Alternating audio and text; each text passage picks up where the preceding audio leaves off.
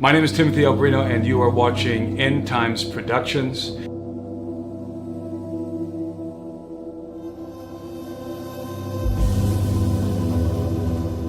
Jesus said that the end of the age, which is the age in which we now live, the Age of Pisces, would be like the days of Noah. And he said that people would be eating and drinking and marrying and given in marriage, and then destruction would come suddenly. But there's also, I don't want to use the word inconspicuous, I'll say it, but there's also an inconspicuous allusion there to other things that were happening in the days of Noah, namely the advent of the Watchers and the giants. So at the end of the age, I believe that we will see, to some degree, a repeat of the events that transpired before the flood of Noah. We will see the birthright of mankind usurped by hybrid beings in the same way that it was usurped in the Genesis 6 affair. But this time, it's not just going to be a group of watchers, in my opinion, who copulate with human women and produce hybrid sons who take dominion of the earth.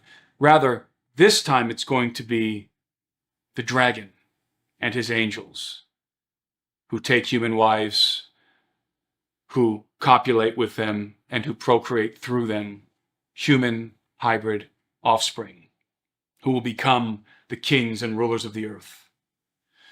I believe that this event, this is very complicated and we don't have to get into the details. I do go into them in my book. I believe that this event is illustrated in the dragon and the beast from Revelation, the seven-headed dragon and the seven-headed beast from the book of Revelation, the dragon standing on the shore of the sea, presiding over the rise of the beast. The beast basically mirrors the dragon, seven heads, and so forth. And I believe, again, it's very complicated, it's detailed in the book, but I believe this is indicative of the fact that the dragon and his princes are going to procreate with human women, hybrid kings, who are going to govern the earth for a time, usurp dominion of the earth from the sons of Adam. They're going to be human enough to appropriate the birthright of Adam. That's the key. That's why they have to be hybrids. That's why they had to be hybrids with the Watchers. That's why they have to be hybrids at the end of the age. They have to be human enough to appropriate the authority, the dominion, to appropriate the dominion of Adam, the birthright of Adam. And they're going to usurp dominion of the earth, and they're going to rule for a time. This is, of course, the Antichrist and his empire at the end of the age. He's going to preside over a post-human paradigm on planet Earth. In other words, the majority of the citizens of his empire are no longer going to be human. So while we're losing our humanity, the devil and his angels are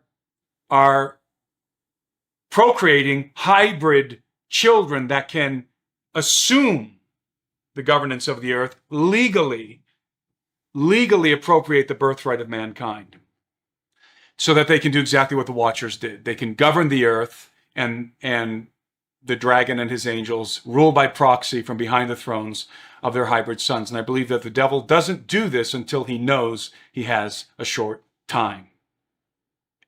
Because when this transgression happens, he knows he has a short time. Because the mechanisms of judgment will be put into motion, will be set into motion just like before the flood. He knows that. So this is the final card he's going to play at the end of the age. So I concur with many others, many of my colleagues who believe that the Antichrist will in fact be the hybrid son of the dragon with a human woman.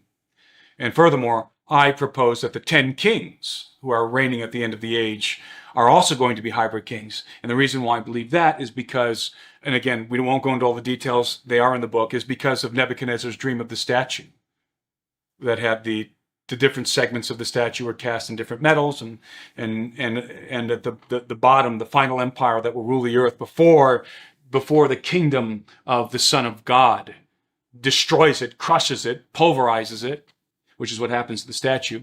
That final empire is a hybrid empire. It's the feet of the statue, which are made of iron mixed with clay. It's a hybridized empire. And how many toes do a normal pair of feet have? 10. How many kings arise at the end of the age? 10. I believe there are 10 hybrid kings, just like the 5 twins, hybrid twins of Poseidon, who ruled over Atlantis. There's going to be hybrid kings, the offspring of the dragon and his angels, the dragon princes, who are going to govern the earth at the end of the age, who are going to usurp the dominion of mankind, the birthright of Adam, so that the earth is once again thrown into this dystopic nightmare that was the antediluvian age. It's going to mirror that. And there's going to be no hope for humanity because their birthright has been usurped and they can't get it back because the majority of mankind is going to be in a post-human condition. Not all of mankind. There will be a remnant who are not. But the majority of mankind would have transitioned into a post-human condition. And this is why I believe that in the book of Revelation, when John is in heaven and he's beholding this vision of heaven, and he's standing there and he sees the Father sitting on the throne, and the Father has a scroll in his right hand. And an angel is proclaiming in a loud voice, "Who is worthy to take the scroll and open its seals?" Who is worthy to take the scroll from the right hand of the Father and open its seals? And no one was found worthy in heaven or on earth to take the scroll and break its seals. And John says, "And I wept bitterly."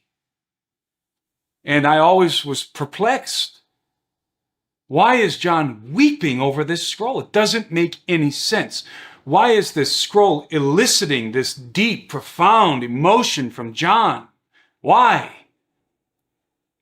Because that scroll is the deed of the earth. It's the birthright. It's the deed. And because mankind has lost dominion of the earth, they have forfeited the birthright because they transitioned out of Adam and into a post-human condition. And the dragon, the offspring of the dragon, has usurped it. And it's a hopeless situation, just like in Genesis 6. And John is weeping because he's looking at the nightmare unfolding on the earth, and nobody is worthy. And why isn't anybody worthy? Because only a son of Adam can take the scroll. It's the birthright of mankind. Only a son of Adam can open that scroll. And John is weeping because nobody has the authority to do it. But the angel says to him, "Do not weep. For the Lamb of God," or something to this effect, "has triumphed. And he is able to take the scroll." And so John sees a lamb that looked like it had been slain, and he took the scroll because he was worthy to take the scroll. And he began to break its seal. So what are we seeing here? This is what we're seeing. Even if there is not a single son of Adam left on planet Earth, there is still a son of Adam seated at the right hand of the Father. Jesus is our kinsman redeemer. He is a human being. And because he is a human being, because he is a son of Adam, he is worthy. He has the authority to take the birthright of Adam, the deed of mankind, the dominion of the earth that was given to Adam. He is a rightful heir of that authority. He is worthy to take that scroll and break its seals. And that is exactly what he does. And he begins to break the seals. And as each seal is broken, judgment is unleashed upon the empire of the beast. And at the end of this, Jesus, the Son of Man, returns to the earth with the armies of heaven to confront the beast at Armageddon. This is a kinetic war.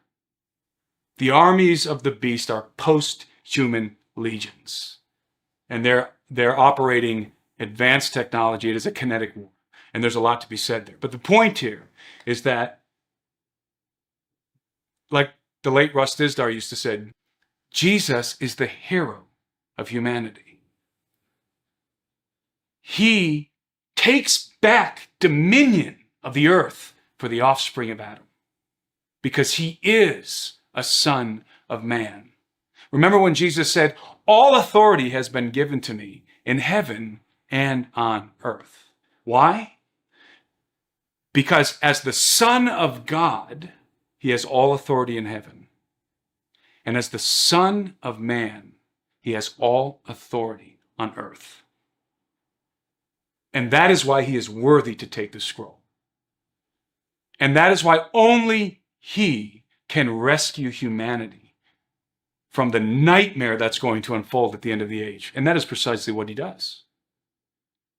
He returns to the earth and he vanquishes the beast and the armies of the beast. And he sets up his kingdom.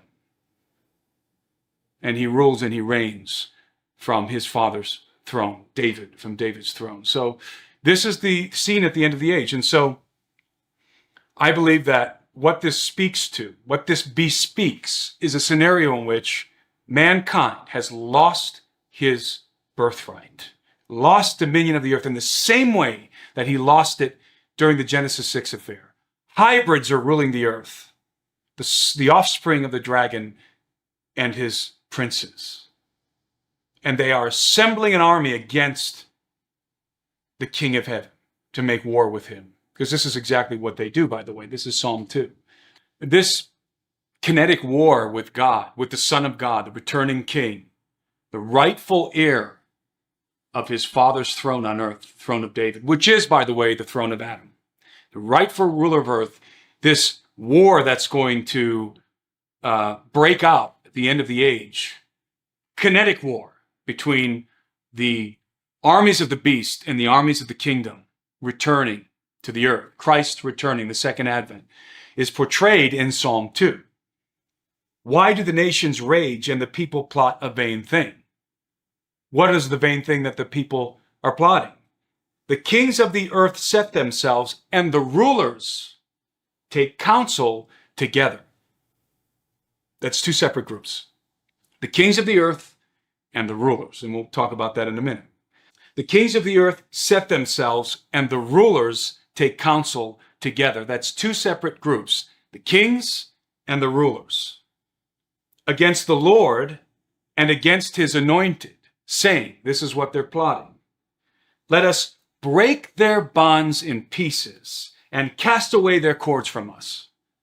In other words, they're saying, we will not have this man rule over us. We will not submit to the King of Heaven. The response from the Father, he who sits in the heavens shall laugh. The Lord shall hold them in derision. Then he shall speak to them in his wrath and distress them in his deep displeasure. Look what he says. Yet I have set my king on my holy hill of Zion. In other words, he's saying to the Antichrist, to the man of sin, who I believe will be named Apollo, son of Satan, you think that you will be the Lord of the earth, that you will occupy the throne of Adam. But I am going to set my son on that throne. And this is the prelude to Armageddon. And so I always tell people, Armageddon is not merely a war with Israel. Armageddon is a war with God. It is a war, a battle against the King of Heaven. It is a preemptive strike against the King who is returning to take back dominion of the earth for the offspring of Adam. That's what Armageddon is at the end of the age. And it's a kinetic war. That means it's a physical war. It's a technological conflict. And of course, Christ vanquishes his enemies at Armageddon and returns with the armies of heaven in train. So that is the culmination of where all of this is going. That's where transhumanism is headed. It's headed to a post-human condition on planet Earth. Why? Because just like Esau, we are going to trade our birthright, sell our birthright, dominion of the earth, for a bowl of stew. And what is that bowl of stew? You shall become like the gods. Forfeit the biological trademarks of Adam that make you human. Forfeit those trademarks. Transition into a post-human condition, and you will have extended life, impervious to disease, all the things that go along with being transhuman. You will become like the gods. And who are the gods that you will become like? Just like in Genesis 6, the gods will be walking among men. And those gods are going to be the hybrid offspring of the dragon and his princes. And the beast, Apollo, what does he do? Because the dragon imbues Apollo, his son, with his authority, the book of Revelation says. And what does the beast do in turn? What does the son do? He causes men to worship the dragon. This is Genesis 6 all over again. It's the Watchers and their sons, but this time it's the dragon and his son, the dragon princes and their sons. This is a different topic, but I believe that there are, in fact, 7 dragon princes. But so they're imbuing their sons with their authority, and their sons are leading mankind to worship them, the dragon, to worship their fathers, the dragons, the angelic reprobates who have made war with God. And so this is a scenario very much like Genesis 6, to come full circle, as in the days of Noah. This scenario very much like Genesis 6. It is a Faustian bargain, again, to legally usurp dominion of the earth from mankind at the end of the age. And remember what it says regarding the beast. He is permitted to rule for a short time. Permitted by whom? By God. Just as the offspring of the Watchers, the giants, were permitted to rule for a short time, because they have legally usurped the birthright of mankind. They have done it legally, just like the Watchers in Genesis 6. And so what follows is you reap what you sow, and mankind is going to reap what they sow. They're going to forfeit the birthright of Adam by becoming post-human, and when they give it up, when they relinquish it, somebody else is going to seize it. And that somebody else has to be human enough to appropriate that birthright. And that is why they have to be hybrids. Human mothers, but their fathers are the dragon princes. There's reasons why things are happening at the end of the age. You don't just... The kingdom of heaven is a kingdom of order. It's not chaos, it's order. You can't just do whatever you want. The devil does not have free reign to do whatever he wants. People say the devil cheats. No, he doesn't. There's no such thing as cheating in the kingdom of heaven. You have to play by the rules. And that's what the devil does. He plays by the rules. When he came against Israel, he could never just wipe Israel out. All he could do was get Israel to sin against God, to offend God. And then what would happen? God would wipe Israel out in judgment. The devil had no power to do that. All he had was the power to tempt. And that's what he does at the end of the age. That's what transhumanism is. It's the bowl of stew. We're coming to the end of our genetic rope, as I said in the beginning.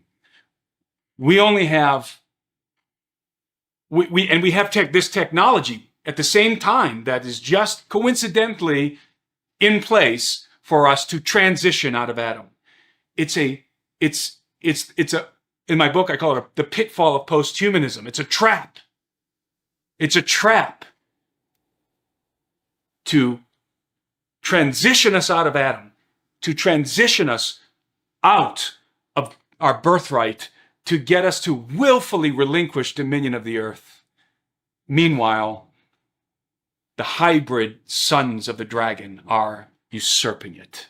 That is what's happening at the end of the age. And that's what I try to convey in the book. That's, so everything we've talked about today, everything is in the book, is in Birthright, in much more detail. And I try to be very scholarly with it. And I provide a whole lot of scriptural references all the way through. So all these things that I'm saying, there's references that back all of this up, or at least from my perspective. I'm not saying everything I'm saying is right, but at least I provide what I believe are references, are scriptural references and historical references that undergird the things I'm saying. That's all provided in the book, and all of these concepts are expounded with much more detail.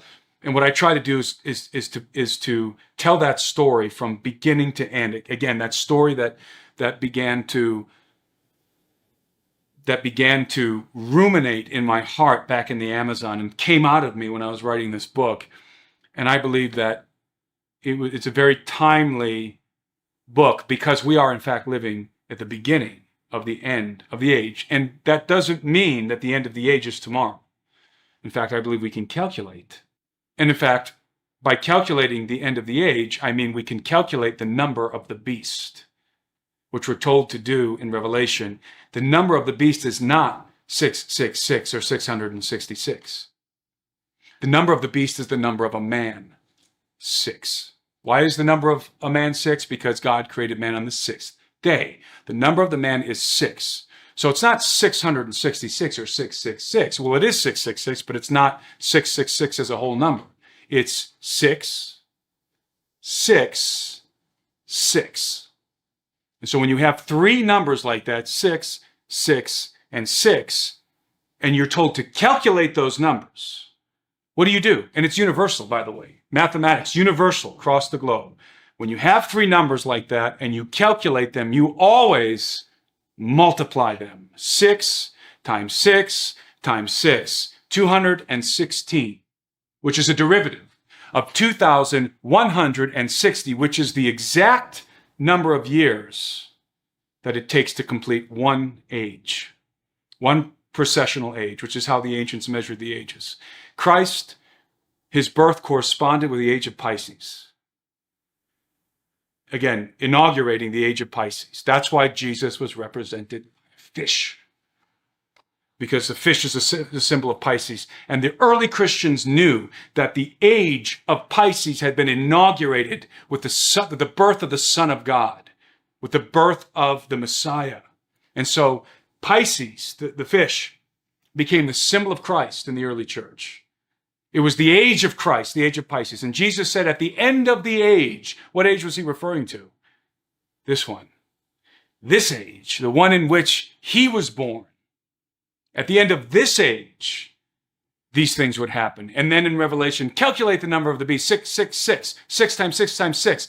216. Again, in the ancient world, you could take that zero off and it still represents the same number. 2,160. It's the duration of a precessional age. So literally, the beast, when is the beast going to arise? At the end of the age of Pisces. When is the end of the age of Pisces? 2,160 years from the inauguration of the age of Pisces, from the birth of Christ, who was born sometime around 4 BC. So you calculate from the birth of Christ 2,160 years. We're in the year 2022. So you add on the 4 BC, because Jesus wasn't born on 1 AD. He was born probably around 4 to 5 BC. So that puts us around really 2026 or thereabouts. So 2026, 25 years since the birth of Christ, and an age has 2,160 years. We're getting pretty close, but it's not tomorrow, right? People get mad at me for saying that, but it's not tomorrow. It's at the end of the age of Pisces, the transition into the age of Aquarius. So, and what's really fascinating is that you have Yuval Noah Harari out there, the famous proponent of transhumanism, who's like this who's like the spokesperson for the global elite as it pertains to transhumanism. And Harari is out there saying that we are the last generation of Homo sapiens. He says, 100 to 200 years from now, the Earth will be populated by post-human species. Is it coincidental that Harari's projections correspond to the end of the age? And Armageddon and the beast making war with God, the post-human army? It's not coincidental that at the end of the age, even according to these futurists, so if we're in, let's say 2025 years from the birth of Christ, and the end of the age isn't until 2160 years, then Harari's prediction about the end of humanity and the rise of a post-human species puts us right at the end of the age when we know the beast is coming, according to the calculation of the number of the beast. 6 times 6 times 6. So this whole thing of 666 is it's 6 times 6 times 6. See, it's the precessional number of an age, the age of Pisces. We know when the beast will arise at the age of Pisces. So, are we at the end of the age? Yes, we are. We're at the beginning of the end of the age. And in the end of these ages is always a very chaotic, disruptive, transitional period. And we're already beginning to get into the rumblings of this disruption. And so everything is like culminating toward the end of the age of Pisces. This isn't astrology. This is astronomy. And this is how the ancients calculated the ages, including the ancient Hebrews, who used the Mazzaroth. And the Mazzaroth was the zodiac. This is not astrology, making predictions about your life and so forth. That's astrology. This is astronomy. And indeed, I would say to confirm this position for those who don't think that using these kinds of predictions based on precession of the equinox and so forth is biblically valid, I would challenge people with something that nobody yet that I'm aware of has realized regarding the birth of Christ. So the birth of Christ corresponded with the age of Pisces, the inauguration of the age of Pisces. What most people don't realize is that there is a prophecy in the Old Testament that tells us exactly when Christ would be born. And it's no wonder that the astronomers from the East, the wise men from the East, knew that Christ was born. And this is part of the reason why the great king, the eternal king, had been born.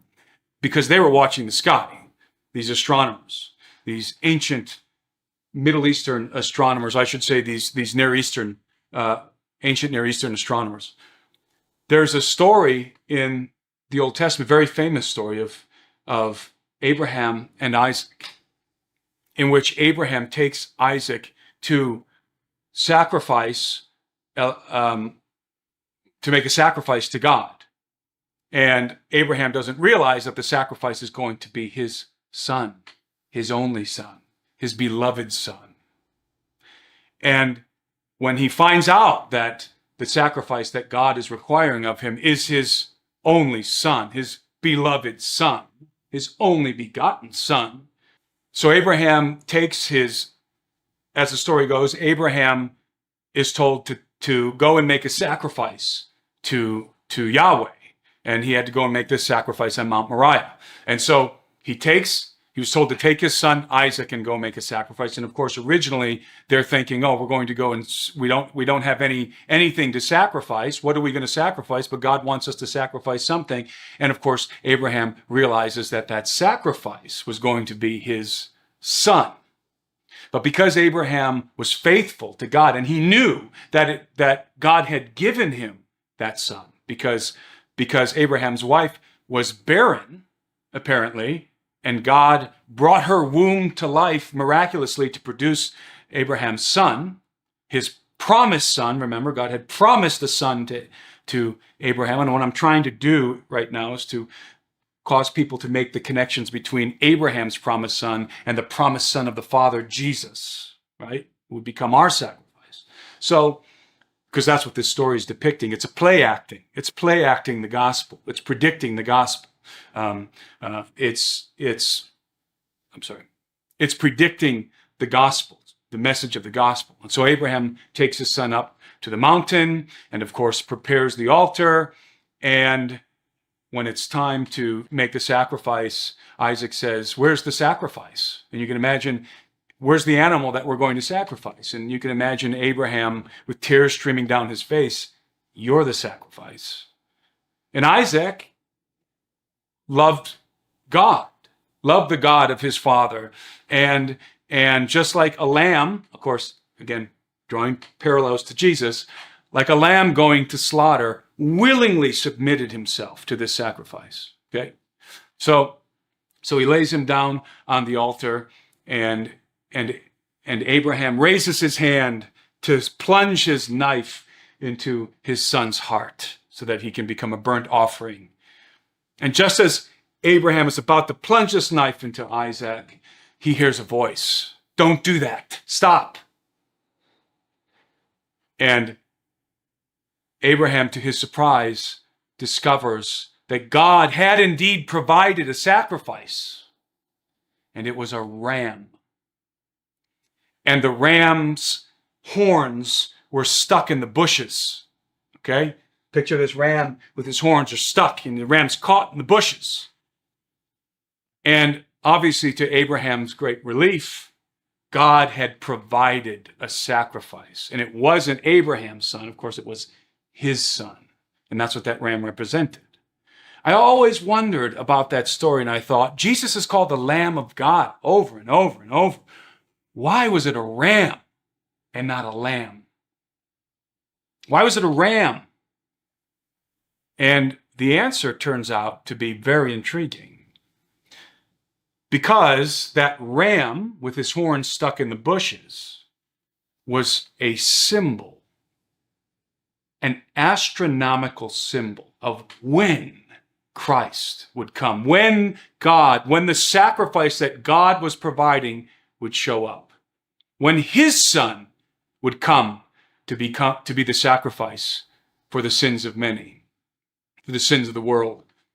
And how does that prefigure the coming of Christ and pinpoint when Christ will arrive? Because it has to do with the precession of the equinox. And I'm not going to go into the whole precession of the equinox here, but the earth is tilted on an angle and it wobbles, and that wobble, which is very slow, takes 26,000 years to complete a whole precession, very slowly turning on its axis, and that wobble takes 26,000 years. That's called the Great Year. But the ancients had divided the ages into the signs of the zodiac, 12 signs of the zodiac. And so those were the precessional houses, the ages. Each age was divided into 12 houses, and each one of those periods of time, those ages, were designated by a symbol. Now, people say, well, that's pagan, that's the zodiac. No, because the ancient Hebrews had the same exact calendar, but it was called the Mazzaroth. It's the same one. Okay, so it's not pagan. Remember that the book of Genesis says that the stars and the heavenly bodies are given for times and seasons. That's what we're talking about.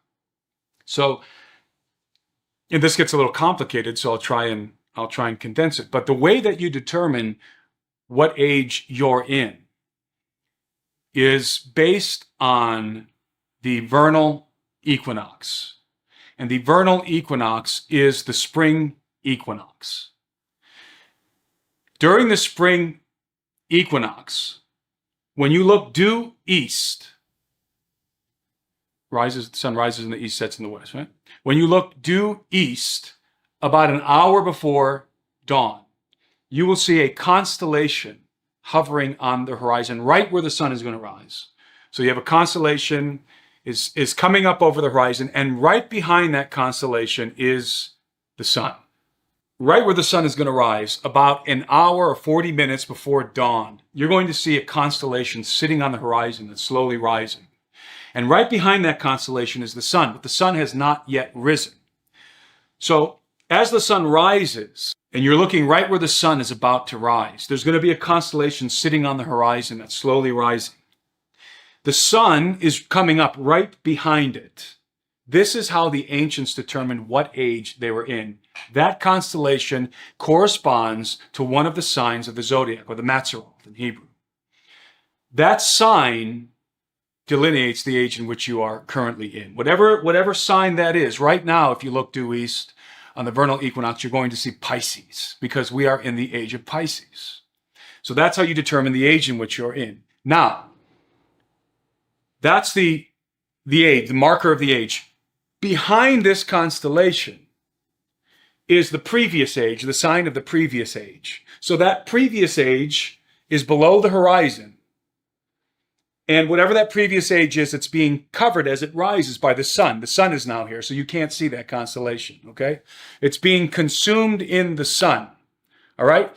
And the ancients, including the Inca and all different cultures around the world, considered that constellation that's rising covered with the sun to be a sacrificial sign. It's being sacrificed in the sun, in the fire of the sun. Indeed, they would say that it is affixed to the sacrificial post. Why? Because as that constellation rises, you can't see it because the sun is consuming it. So you have the sun consuming the sacrificial sign, right? And above it, you have the sign indicating what age you're in. So, going back to the story of Abraham and Isaac, God provides a ram as the sacrifice rather than Isaac for Abraham. So why is it a ram? Why is it not a lamb? Jesus is called the Lamb of God over and over again. Why is it not a lamb? Because that ram is a time marker. During the age of Pisces, at the dawning of the age of Pisces, when you looked due east on the vernal equinox, and Pisces is rising above the horizon, which constellation do you suppose is affixed to the sacrificial post? Aries, the ram. Aries, the ram, is being sacrificed during the age of Pisces. So the ram that God had provided to be the sacrifice that represented his son, Jesus of Nazareth, that would come to be the sacrifice for our sins, which was being play acted in Abraham and Isaac. That ram not only was the sacrifice that Abraham used as the burnt offering, but it was also the zodiacal symbol of the age in which the Son of God would appear on the earth as the sacrifice for mankind. And it was a ram. It was Aries.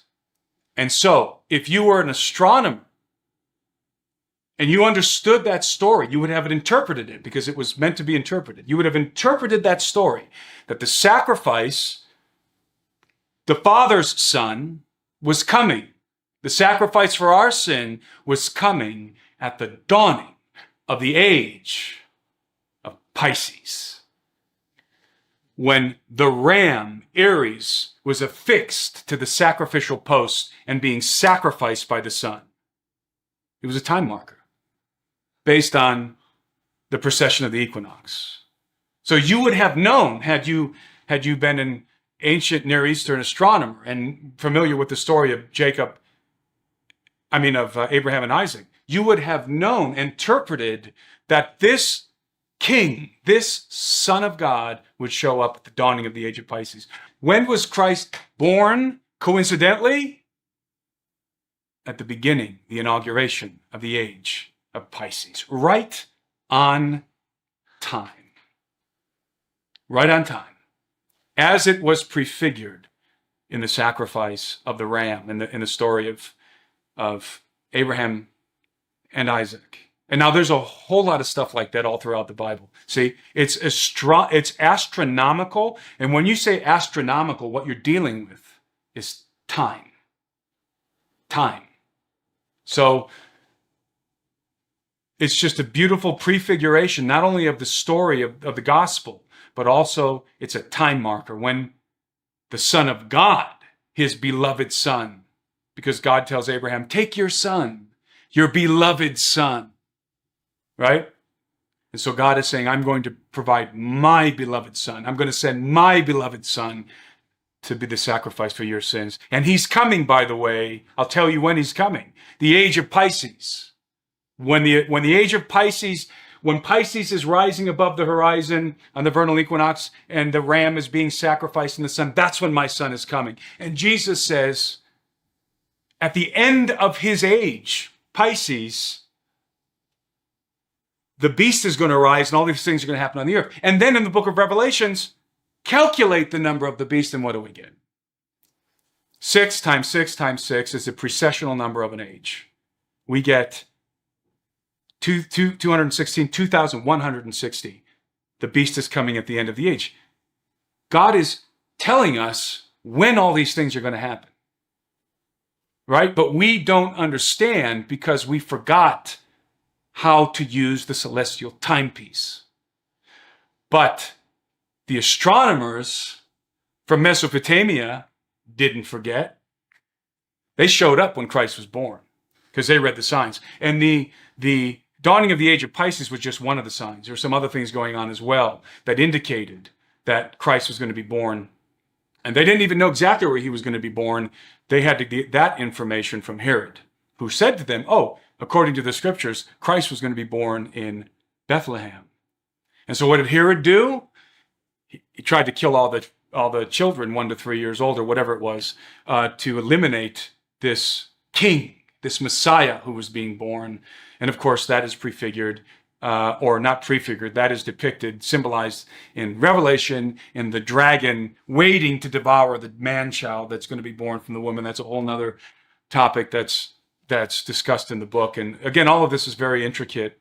And hopefully I recalled all of this information and details accurately. And if I didn't, I'm sorry. It's very difficult for me to keep all